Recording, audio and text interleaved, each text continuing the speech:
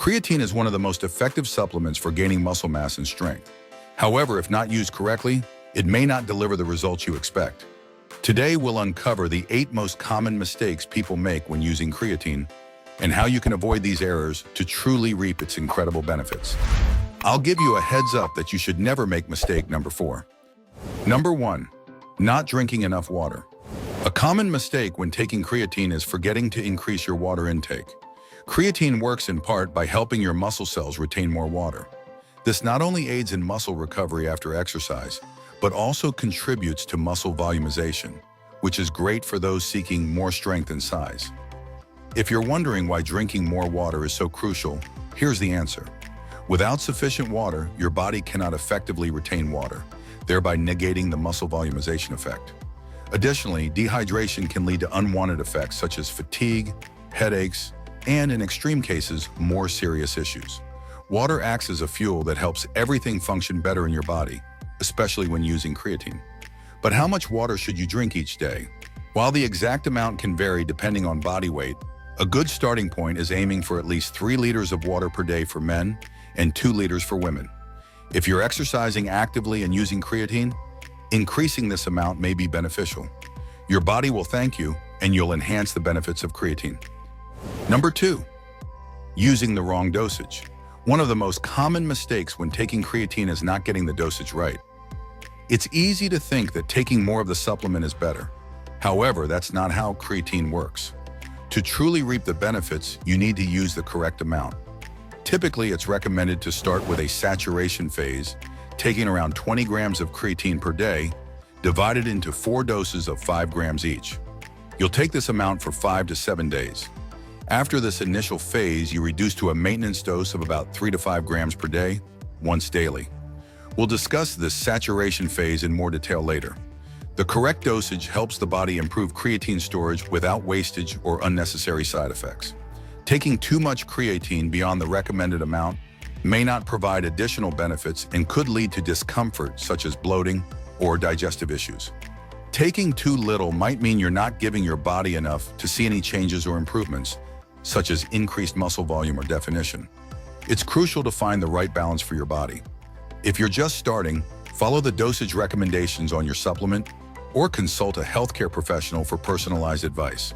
Number 3, believing you need a specific timing.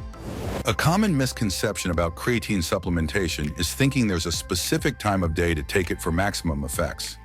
In reality, creatine works through a cumulative and chronic effect on the body, meaning its benefits depend on muscle saturation over time, not the exact moment of intake.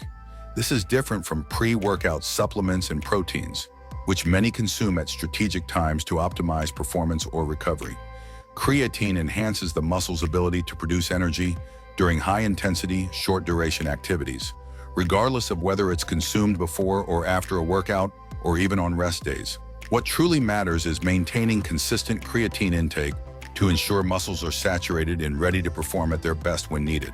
So instead of worrying about the exact timing to take your creatine, focus on consuming it daily.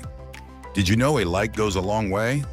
If you're enjoying the video, please give us a like and consider subscribing to the channel so you don't miss any new content. Number 4, ignoring the saturation phase when necessary. The creatine saturation phase is an initial period, usually about a week, where you take a higher amount of the supplement to rapidly increase creatine levels in your muscles. Typically, this phase involves taking around 20 grams of creatine per day, divided into 4 doses of 5 grams each, 4 times a day. After this phase, you reduce the dose to 3 to 5 grams per day, known as the maintenance phase. Ignoring the saturation phase might mean it will take longer to notice the benefits of creatine supplementation, such as increased strength and muscle volume.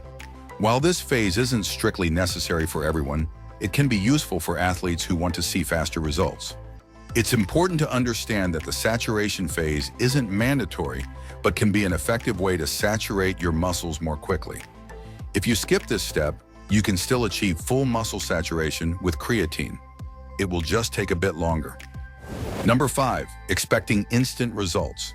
When you start taking creatine, it can be tempting to expect instant results, such as a rapid increase in muscle mass or a significant improvement in exercise performance overnight. However, creatine requires time to show its effects. While the saturation phase may speed up muscle saturation, visible increases in size and strength may take several weeks of consistent use along with regular training. It's important to maintain realistic expectations and understand that physical progress comes with consistency, both in supplementation and training. Creatine helps improve performance during high-intensity exercises and contributes to muscle growth over time, but it doesn't work overnight. Number 6, not maintaining an adequate exercise routine. Taking creatine without maintaining an adequate exercise routine is like buying a sports car and leaving it in the garage. You won't be able to use its full potential.